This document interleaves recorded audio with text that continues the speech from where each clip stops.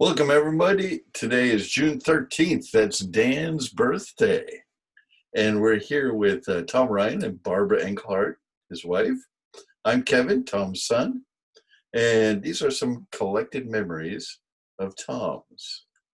Today's topic is Marilyn, his wife. Tom? Yes, I've been talking about myself, me. And now let's talk about the mother, Marilyn. Marilyn and Tom were both born in Waukegan in the same hospital, delivered by the same doctor. So our families didn't know each other, but it worked out that Marilyn moved in next door to the Ryans on Cornelia Avenue. And I made a first date over the fence in the backyard. She was mowing the lawn and I asked her out and we went out and that was it. She's the only girlfriend I had, serious girlfriend I had. Had lots of acquaintances, but not serious the way it was with Marilyn. So she had a very unhappy childhood. Her parents got divorced when she was 8 years old. Her brother fought with her father, and he went off and joined the Navy at 17, just before Pearl Harbor. And so she was it wasn't a happy home from that time on. She lived with other people. Her mother went back to school and got her nursing degree, but then Marilyn had to live with strangers a lot of that time. So anyway, it wasn't a very happy upbringing. So she vowed that when she got married, she would make sure she had a happy home. And she even joined the Catholic Church on her own. It's all her own idea when she was in nurses training and became a Catholic because I think she thought the Catholics were more interested in happy families than other denominations. So we went on so when we got married and Kevin was born, she did not work as a nurse. She's got her RN just as after we got married and went to work as a nurse until he was born. And then after that, she was a homebody with her family. And since Dan's birthday is today, and he is now the same age as Kevin, like they were twins for a week, and Kevin has his birthday. So actually, they're less than a year apart. She was busy, and then Maria arrived and within a year. So, and then Ginger, like 2 years. But so she had 4 kids, one after the other, and stayed home pretty much. Once in a while, the hospital, short of nurses, would call her and say, could you work? And she'd fill in. We never had babysitters or daycare ever. And I would, because I was a teacher, had some time off. And so I would take care of the kids when she was working. But she didn't work much until the kids got grown. And when she did, she didn't have a college degree. When she graduated, it was a 3-year associate degree. And she always wanted to go back and get a college degree. And she did later on and graduated from college. So both her and her mother had college degrees that they acquired long after they were working as nurses. So nurses, for college degree people, teachers and nurses were very poorly paid, being both college degrees. But we were both advancing. As I gained experience and went to school in the summer and got extra credits, my salary began to rise. And she went back to work as the kids left home and worked full time at St. Joseph Hospital. And they built this new hospital and they left the 6th floor empty just for growth purposes. And they then decided to make it a psychiatric ward. And she went to work. She was ready to quit nursing. It was such hard physical work running up and down the halls. She was in her 50s, and it was, she didn't want to do it anymore. And the hospital said, well, how would you like to be the supervisor of the psych ward up on the 6th floor that we're going to open up soon? So she grabbed onto that. And both she and her mother had worked in psychiatric hospitals. The mother in the Veterans Hospital, and she then there at St. Joseph in Elgin, Illinois. And she really liked that work. She would sit and talk with the patients. She was such a naturally good counselor. And so that was a wonderful period in her life. And her salary soon bypassed mine. And because I had been working for 30 years as a teacher and was at the top of the salary schedule at $40,000 a year. And she surpassed me because nurses finally were recognized as worth more, and there was a shortage of them. So now we both had sizable salaries, at least bigger than we ever expected. And we saved money quite a bit, and we were able to retire early. I was only 57 years old when I retired, and Marilyn was even younger than that. But we both had retirement and a good retirement, and so we could do it whatever we wanted. And we we bought a motor home, and we traveled all over the country, all over from the Canadian border to the Mexican border, and even into Mexico. And we just enjoyed that very much. In the east, we went down the Blue Ridge Parkway. That's from Port Royal near Washington, D.C., goes down to Asheville, South Carolina, and North Carolina. And we did that a couple of times. We went to Florida. We really, now that we didn't have to avoid the South because we could do it any time of the year. We do winters in Florida even. So we really enjoyed that very much.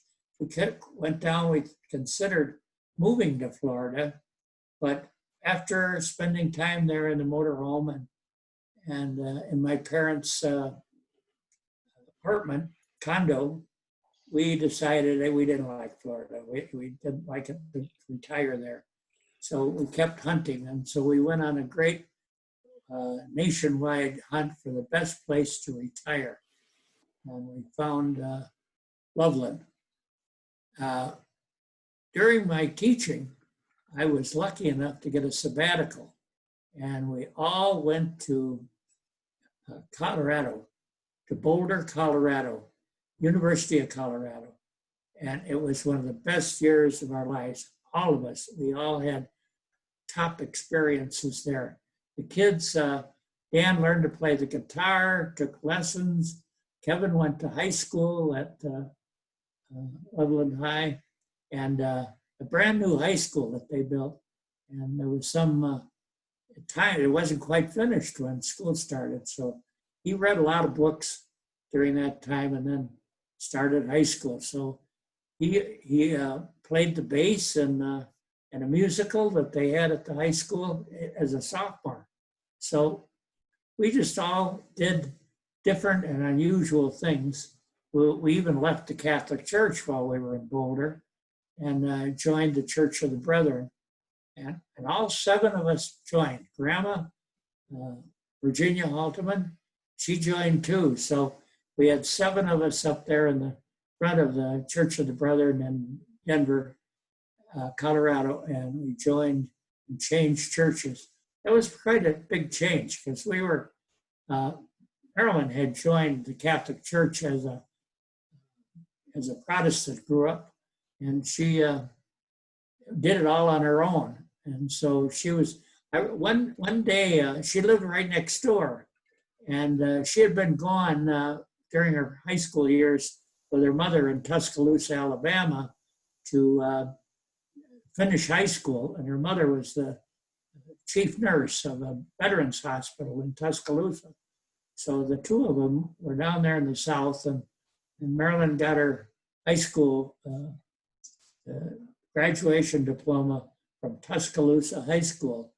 And when then it came home back to the house next door, which had been rented out in the meantime to some people. So now they moved in, and I didn't really know her because they've been gone all through high school years, and I was in college.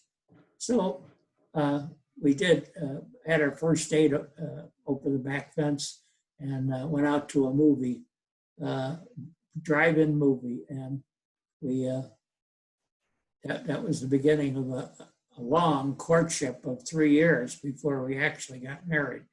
But that was because she wanted to finish her 3 years as a nurse's training and get her RN designation and license so she could be a full nurse and not make the mistake her mother made of getting married and leaving nurse's training and then having to go back years later to finish.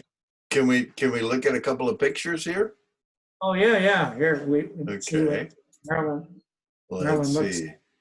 There's there she is graduated. We got married 2 years after she graduated, and she's in the back because she's the tallest one in there. She's 6 foot, and so top left, right? Except for the nuns with the wings on. Yeah. Right. They're not necessarily taller. They're just standing on a higher step. But yeah, they were St. Vincent's nurses. What was the order was Sisters of St. Vincent, and they operated hospitals all over. But now that was Marilyn with me at her graduation, and then her on the right side she and I, and this is Immaculate Conception Church. We were very Catholic at that time. We got married in the church, and then we left it about 15 years later. But at this time, we wouldn't have dreamed of that we'd ever leave the church, but we did. That's on our honeymoon up into Wisconsin. We had 3 days. I remember asking the supervisor of mail carriers, if I could have a few days off because I wanted to get married. He said, oh, sure. So we got 3 days off, and we went up, had a honeymoon, and I went back to carrying mail again. So 6 foot tall, beautiful, and she, that would always bothered her because I was at that time 6'1". I was just an inch higher. And she said she wouldn't have married me if she had been taller than I was. So that eliminated. I got a lot of competition of guys who might have married her. And this is my father and mother. And behind them is her house where Marilyn and her mother lived. And then the White House on the right is the Ryan residence on Cornelia Avenue. We lived at 1515 and Marilyn lived at 1519, and that's the fence over which we had our first. We asked her out, and my parents here. This is that's a mink stole over my mother. That was quite an achievement to have something made of mink. And this is Marilyn and I, and then this is our wedding picture with my parents and Marilyn's parents. And then she and I in the middle there. And yeah, this is right outside the church. And our honeymoon, began our honeymoon and at the wedding reception. So I had really very red hair until late in life. And I still have hair, but it isn't quite as red as it was then. Yeah, there we are at the wedding reception. And so this is in front of the altar at the church. And Marilyn then all by herself, went up to the altar and took the flowers that we had put there and walked over to the altar, the side altar, which was the altar to the Virgin Mary, and put the flowers there as a special devotion to the Virgin Mary. Now this is,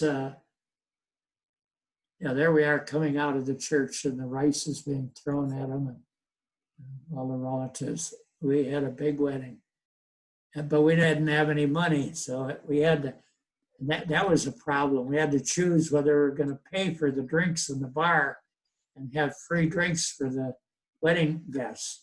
And this was an Irish wedding now, and I couldn't afford that, so I said they had to pay for their own drinks.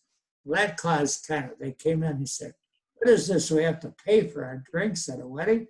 That's one of the reasons we come to the wedding, so we can drink for free." But it worked out. They did it.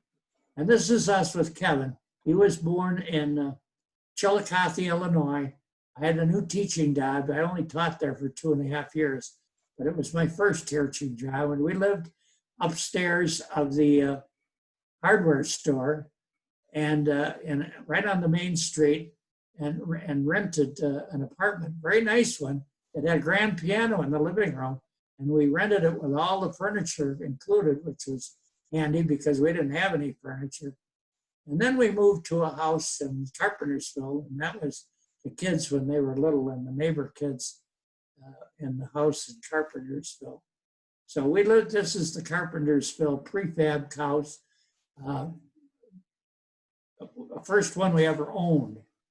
And so Marilyn still, during those years, when the kids were like this, Kevin and Dan, the two boys, and now this is later on at Devil's Lake, Wisconsin, when we started camping. And Marilyn's mother, Marilyn, and then the 4 kids, Kevin, Dan, and Ginger, and Marie. So Ginger is the smallest one, and the red in the middle there. So that was up in Devil's Lake. We started camping with an old Army tent that Pop Haldeman had, and I had to waterproof it with a special fluid. That's Marilyn in Boulder, Colorado. In Boulder, Colorado, at a home that we rented, and we stayed there, and she didn't work there at all, and just took care of the kids and did things with the kids. And the next door neighbor got us involved in the charismatic movement in the Catholic Church. And then we went from there to the Church of the Brethren in Denver. We drive in every day down, all the way down, every Sunday down to Denver to go to church there. And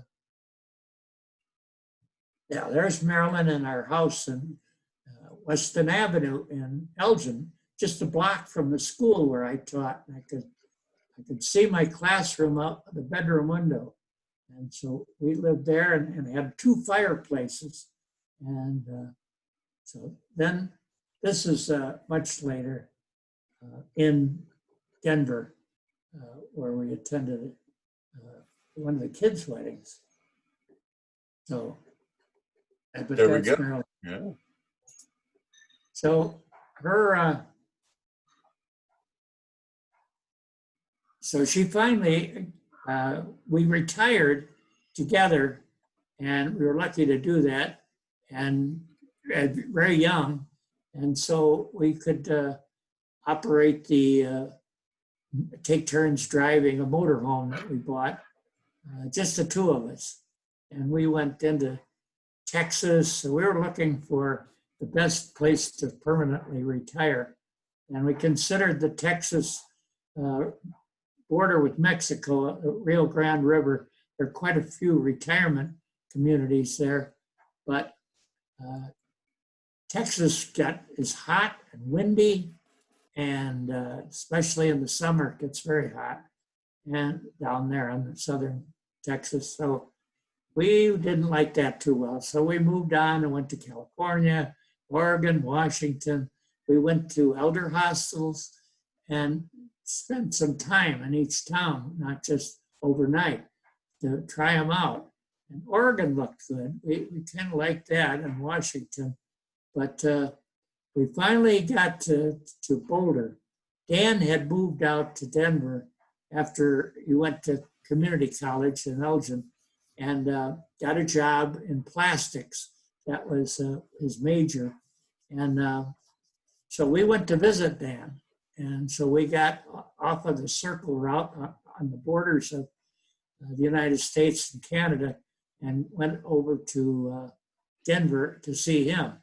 And while we were there, we went up to Loveland, and which is right near Boulder, Denver, Colorado. And we decided this was the place.